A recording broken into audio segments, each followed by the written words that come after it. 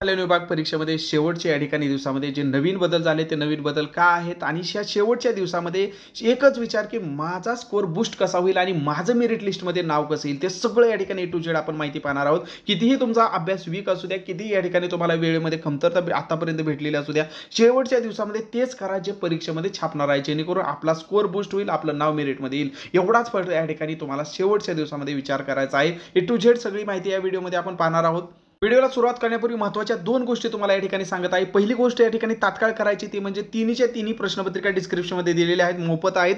तर तिन्हीच्या तिन्ही प्रश्नपत्रिका पहा। तिन्हीच्या तिन्ही प्रश्नपत्रिका एवढ्यासाठी म्हणतोय की पहिल्या प्रश्नपत्रिका, दुसऱ्या प्रश्नपत्रिका तिन्हीमध्ये ह्या तीन जो या ठिकाणी पॅटर्न दिला याच्या पलीकडे TCS जाणार नाही, कितीही त्यांनी बदल करू द्या मित्रांनो। ह्या तीन प्रश्नपत्रिका तुम्हाला तिन्ही बदलाला सामोरं जाण्यासाठी दिलेल्या आहेत। तर कृपा करून काही न करता तिन्ही प्रश्नपत्रिका तुम्ही मन लावून या ठिकाणी काय करायचे मित्रांनो पाहून घ्यायचे आहेत। डिस्क्रिप्शनमध्ये तिन्हीच्या लिंक दिलेल्या आहेत, मोफत आहेत सर्वांसाठी। नक्की पाहून घ्या। शेवटच्या दिवसामध्ये स्कोर बूस्ट होण्यासाठी मित्रांनो तेवढं तुम्हाला करावंच लागेल।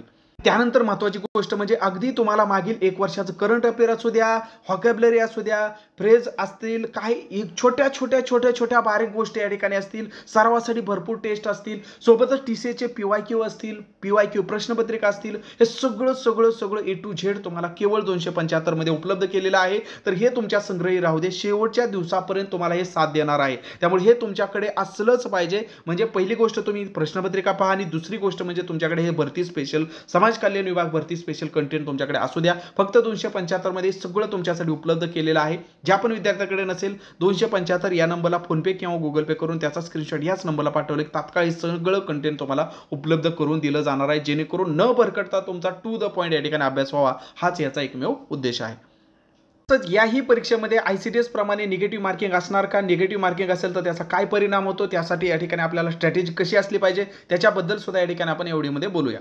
स्टेप बाय स्टेप या ठिकाणी आपण जाऊया मित्रांनो। जे की या ठिकाणी प्रसिद्धी पत्रामार्फत आपल्याला ऑलरेडी माहिती झालेलं आहे की ही परीक्षा जी आहे ती 4 मार्च पासून ते या ठिकाणी जर आपण बघितलं तर 10 मार्च, तसंच या ठिकाणी जर पुढे जर बघितलं तर या ठिकाणी ही 10 दिवस या ठिकाणी 19 मार्च पर्यंत ही परीक्षा चालणार आहे। ठीक आहे, म्हणजे 4 मार्च पासून जर 19 मार्च पर्यंत म्हणजे टोटल 10 दिवस ही परीक्षा चालणार असेल तर पहिली गोष्ट तर या ठिकाणी लक्षात ठेवा, पहिल्या बॅचच्या विद्यार्थ्यांवर अन्याय न होण्यासाठी, बघा पुन्हा एकदा वाक्य मी बोलतोय, पहिल्या विद्यार्थ्याच्या म्हणजे पहिल्या बॅचच्या शिफ्ट 1च्या, शिफ्ट 2च्या आणि शिफ्ट 3च्या, ओके, हे सगळ्यांना आपण या ठिकाणी डे 1चे विद्यार्थी म्हणूया। तर ह्या विद्यार्थ्यांवर अन्याय न होण्यासाठी TCS असू द्या, IBPS असू द्या किंवा कोणतेही आयोग असू द्या, ज्या की वेगवेगळ्या शिफ्टमध्ये जी या ठिकाणी परीक्षा राबवली जात असते, तर त्यांना या ठिकाणी काय करावं लागतात मित्रांनो, चेंजेस हे करावेच लागतात। नाहीतर आजकाल YouTube आहे, सोशल मीडिया आहे। पाठीमागे रेल्वेने काय केलं होतं मित्रांनो, तर रेल्वेने बंदी घातली होती अनालिसिसवरती की कुणीही कुठल्याही सोशल मीडियावरती आजचा पेपर कसा झाला ह्याच्याबद्दल कुठेही तुम्ही व्हिडिओ बनवायचा नाही, कुठेही तुम्ही या ठिकाणी माहिती सर्क्युलेट करायची नाही, असं त्यांनी परिपत्रक काढलं होतं रेल्वेने। ते का काढलं होतं मित्रांनो, कारण रेल्वेच्या परीक्षा सुद्धा काय होत असतात, वेगवेगळ्या शिफ्टमध्ये होत असतात आणि पहिल्या शिफ्टच्या विद्यार्थ्यांना पेपर कसा आला होता हे जर या ठिकाणी दुसऱ्या शिफ्टच्या, दुसऱ्या दिवशीच्या, तिसऱ्या दिवशीच्या, चौथ्या दिवशीच्या, म्हणजे असं की या ठिकाणी जर समजा पहिल्या शिफ्टच्या विद्यार्थ्यांना या ठिकाणी बोडोमासवरतीच प्रश्न या ठिकाणी विचारले जात आहेत, मग हे जर सगळ्याला समजलं तर पुढचे विद्यार्थी काय होतील, बोडोमास एकदम परफेक्ट करून जातील किंवा सिलॉजिझमवरतीच सगळे प्रश्न या ठिकाणी 5 विचारले जातात किंवा अमुक तमुक असं हे जे काय हॅक होतं, तर त्यानुसार काय होतं मित्रांनो, तर पुढच्या शिफ्टच्या विद्यार्थ्यांना या ठिकाणी पेपर इझी जातो। बरं त्यांना इझी गेल्यामुळे होतं काय, तर होतं एवढंच की पहिल्या शिफ्टच्या विद्यार्थ्यांवरती या ठिकाणी काय होतं, अन्याय होतो। कारण हे तर विद्यार्थ्यांना काहीच माहिती नसतं की काय येईल काय नाही, हे ब्लँक माइंडने या ठिकाणी गेलेले असतात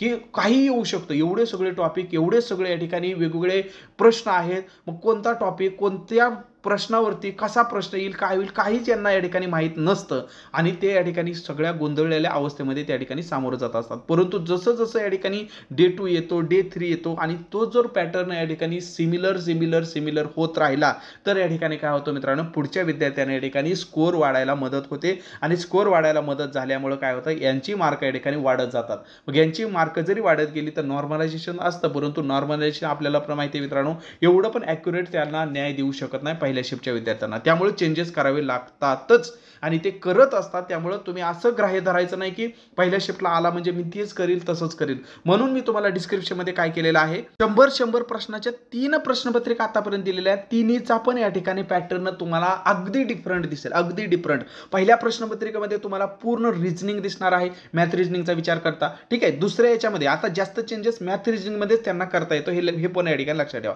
दुसऱ्यामध्ये जर तुम्हाला मॅथ रिझनिंगच्या बाबतीमध्ये बोलायचं झालं तर तुम्हाला मॅथ आणि रिझनिंग या ठिकाणी तुम्हाला दिसून येईल आणि तिसऱ्यामध्ये जर या ठिकाणी तुम्हाला बघायचं झालं तर त्यामध्ये तुम्हाला मॅथ जास्त दिसेल. म्हणजे हा चेंजेस. आणि बाकीचे पण जसे की काही मध्ये तुम्हाला पॅसेज दिसतील, काही मध्ये पॅसेज तुम्हाला गायब झालेले दिसतील. हा चेंजेस तुमच्या मनाने अगोदर स्वीकारला पाहिजे मित्रांनो. आणि त्यासाठी मी तुम्हाला आवर्जून म्हणतो की अगोदर तुम्ही त्या 100 प्रश्नाच्या प्रश्नपत्रिका तुम्ही या ठिकाणी पाहूनच घ्या. म्हणजे तुम्ही या ठिकाणी प्रिपेअर राहाल, तुमचं मेंटली तुम्ही प्रिपेअर राहाल. अभ्यास किती झालाय किती नाही झाला ह्या तर नंतरच्या गोष्टी, परंतु अगोदर तुम्हाला मेंटली प्रिपेअर व्हायला पाहिजे परीक्षेसाठी. आणि एकदा का तुम्ही मेंटली प्रिपेअर झाला की तुमच्या बारीक सारी जो पण अभ्यास आहे तो तुम्ही 100% यूज करू शकता ऍक्च्युअल पेपरमध्ये.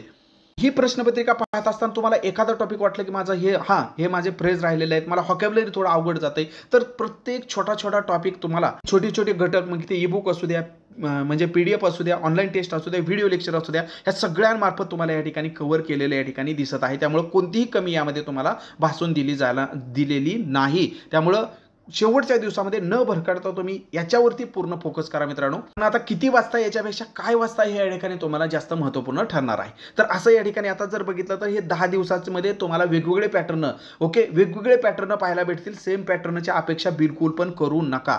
तुम्ही म्हणता सर हे सगळं एवढं जर सोपं असतं तर मग तुम्ही त्या दिवशी ICDSच्या विद्यार्थ्यांच्या बाबतीत या ठिकाणी जो या ठिकाणी TCSने अगोदरच केला होता या नावाने व्हिडिओ का टाकला होता काल परवा, त्याचं असं झालं, हे जे काय ICDSची परीक्षा होती, ठीक आहे, ICDSची जी परीक्षा होती, तर आता ह्यांची परीक्षा जर आपण बघितलं तर मित्रांनो ह्यांची परीक्षा या ठिकाणी 14 तारखेपासून सुरू होत होती. आणि हा जो या ठिकाणी विद्यार्थ्यांना मेल आला, हा जो या ठिकाणी बदलाचा मेल आला, आता हे तर ग्रुपिंग होणार, हे तर आपल्याला या ठिकाणी कन्सिडर होतच, त्याच्यामध्ये काही टेन्शन नव्हतं. परंतु ह्यांनी इतका गदारोळ केला आणि त्यांचं जे काय ICDSच्या विद्यार्थ्यांच्या पहिल्या शिफ्टच्या विद्यार्थ्यांवर जो अन्याय झालेला आहे तो कोणीही भरून काढू शकत नाही. त्यांची फक्त या ठिकाणी पुन्हा परीक्षा झाली तरच तो या ठिकाणी भरून येऊ शकतो. आणि पुन्हा परीक्षा होणं हे काय या ठिकाणी मित्रांनो शक्य वाटत नाही. कारण एवढा या ठिकाणी विद्यार्थ्यांबाबत जो काय या ठिकाणी उठाव व्हायला पाहिजे वगैरे वगैरे ते झालेलं नाही. त्यामुळे ती पुन्हा परीक्षाबाबत काय होणं या ठिकाणी शक्य वाटत नाही. परंतु तोच एकमेव त्यांच्यासाठी काय न्याय असतो. कसं आता बघा काय झालं, त्यांची परीक्षा होती 14 तारखेला, ठीक आहे, परीक्षा होती 14 तारखेला आणि 13 तारखेला त्यांना मेल आलं. ते मेल पण कधी आलं माहिती आहे का, इव्हिनिंगच्या टायमिंगला त्यांना काय झालं, मेल आलं ते या पद्धतीने की बाबा या ठिकाणी हे सगळं तर सांगितलं की व्यवस्थित सोडवा वगैरे वगैरे ग्रुपिंग, ठीक आहे, ह्यात काय चेंजेस नाही कारण अभ्यास तर झाला आहे, 100 प्रश्न येणार होते, 200 गुण असणार होते आणि हे घटक तर तुम्हाला माहितीच होते. त्यामुळे त्याचा काय एवढा तुम्हाला ताण घ्यायची गरज नव्हती. गरज या ठिकाणी होती सगळ्यात महत्त्वाचं म्हणजे या ठिकाणी त्यांना दिली चुकीच्या गुणांसाठी हे नकारात्मक. तुम्ही म्हणता असं समाज कल्याणमध्ये मग आता निगेटिव्हचं तुम्ही ICDSचं का सांगताय, तर लक्षात ठेवा TCSचा गुणधर्म, TCSचा जो काय या ठिकाणी मित्रांनो स्वभाव.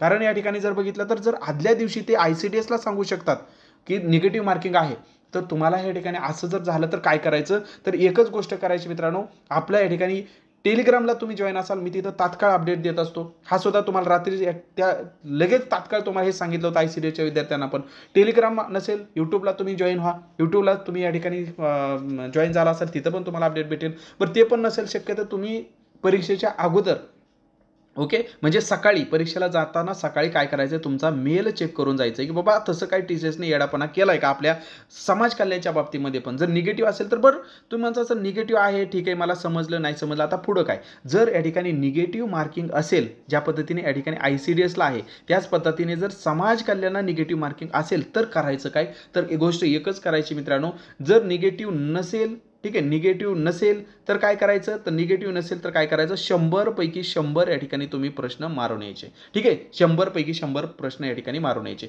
पण जर निगेटिव्ह मार्किंग असेल, ठीक आहे, पण जर निगेटिव्ह मार्किंग असेल तर काय करायचं मित्रांनो, तर निगेटिव्ह मार्किंग असेल तर या ठिकाणी तुम्हाला जे पण तुम्हाला वाटतं की 50-50 मला एखादा प्रश्न येतोय तर तेवढं सोडवायचं. तुम्हाला वाटतं की एखादा मला नाही 100 पैकी 100 सगळं ॲक्युरेट या ठिकाणी माहिती आहे, तो प्रश्न एक्झॅक्टली हाच प्रश्न बरोबर आहे, तर तो प्रश्नच तुम्ही या ठिकाणी सोडवायचा.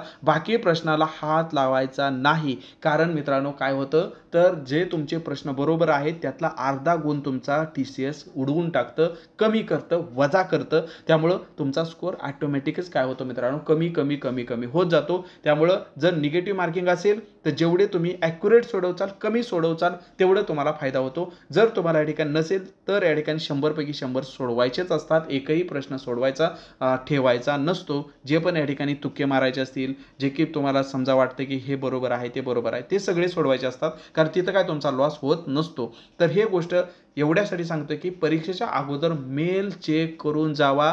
कारण ICSला त्यांनी काय केलं होतं, आदल्या दिवशी सांगितलं होतं. बरेच विद्यार्थी सेंटरवर पोहोचले होते, बिचाऱ्यांकडे इंटरनेट असेल नसेल, त्यांनी पाहिलं असेल नसेल, तर त्यांच्या बाबतीमध्ये खरंच खूप अन्याय झालेला आहे. जे ICDचे पहिल्या शिफ्टचे विद्यार्थी होते, 14 तारखेचे पहिल्या शिफ्टचे विद्यार्थी होते, पहिल्या शिफ्ट म्हणण्यापेक्षा पहिल्या दिवसाचे सगळे विद्यार्थी, तर त्यांच्यावरती खरंच मार्क कमी येण्यामध्ये TCSने जो पण त्यांच्याबद्दल केलेला अन्याय आहे तोच कारणीभूत असणार आहे. तो मित्रांनो पुन्हा प्रकार आपल्या येणाऱ्या समाज कल्याण विभागाच्या परीक्षेच्या पहिल्या शिफ्टच्या पहिल्या दिवसाच्या विद्यार्थ्यांवर होऊ नये म्हणून तुम्ही या ठिकाणी खबरदारी एकच घ्यायची आहे की मेल चेक करून जायचं आहे. कारण कुणीही एवढ्या तात्काळ अपडेट देईल याची अपेक्षा पण बाळगू नका. आणि जरी दिली तरी पर्टिक्युलर चॅनलने दिलेली असेल, पर्टिक्युलर टेलिग्रामने दिली असेल, ती तुम्ही बघचालच. याचं पण काही मित्रांनो शाश्वत नसते. म्हणून एकच करायचं की मेल चेक करायचा परीक्षेच्या अगोदर निगेटिव्ह बाबतीत. बाकी निगेटिव्हचं अजून तरी या ठिकाणी अपडेट आलेलं नाही. आणि यामध्ये तुम्हाला सांगितलं की 10 दिवस या ठिकाणी 3-3 शिफ्टमध्ये परीक्षा आहे.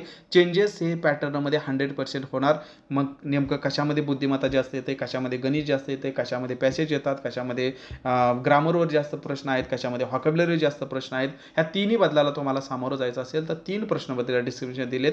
त्याच्या व्यतिरिक्त पॅटर्न येणं अपेक्षितच नाही, एवढं मी तुम्हाला विश्वास या ठिकाणी देऊ शकतो. तर त्या 3 प्रश्नपत्रिका पहा. आणि करंट अफेअर पासून व्हॉकॅब्युलरी पासून सगळं या ठिकाणी छोट्या गोष्टी जर कव्हर करायच्या असतील त्याही टू द पॉईंट, तर समाज कल्याणचं भरती स्पेशल हे मार्गदर्शक तुमच्याकडे असू द्या. फक्त 275 मध्ये सर्व कंटेंट दिलेलं आहे. काय करायचं आहे घेण्यासाठी, तर फक्त 275 रुपये फोनपे किंवा गुगल पे 7248930176 या नंबरला करायचं आहे. आणि पेमेंट करून त्याचा स्क्रीनशॉट याच व्हॉट्सअपला पाठवला की तात्काळ हे सर्व कंटेंट तुम्हाला या ठिकाणी दिलं जाणार आहे. ओके, सर्वांना परीक्षेसाठी ऑल द बेस्ट. शेवटचे दिवस या ठिकाणी भीतीमध्ये न घालवता स्कोअर बूस्टर म्हणून तुम्ही घालवावा हीच तुमच्याकडून अपेक्षा आहे. आणि त्याच पद्धतीने तुम्ही करायचं आहे. कारण एवढी मोठी या ठिकाणी समाज कल्याण विभागाची जी भरती तुम्ही जे ऑलरेडी फॉर्म भरलेले आहे त्याचं पेमेंट सुद्धा जबरदस्त आहे, तलाठी भरतीपेक्षा जास्त आहे. तर ही संधी बिलकुल हातामधून छोट्या बारीक गोष्टीमध्ये जाऊ देऊ नका. सर्वांना ऑल द बेस्ट. व्हिडिओ माहिती पण वाटला असल्यास एक लाईक नक्की करा. नवीन असाल तर आवर्जून चॅनलला सबस्क्राईब करा. डिस्क्रिप्शनमध्ये तुम्हाला प्रश्नपत्रिका दिल्यात त्याही पहा. त्यामध्ये काही कमतरता असतील तर या भरती स्पेशल मार्गदर्शकमधून कव्हर करा. धन्यवाद.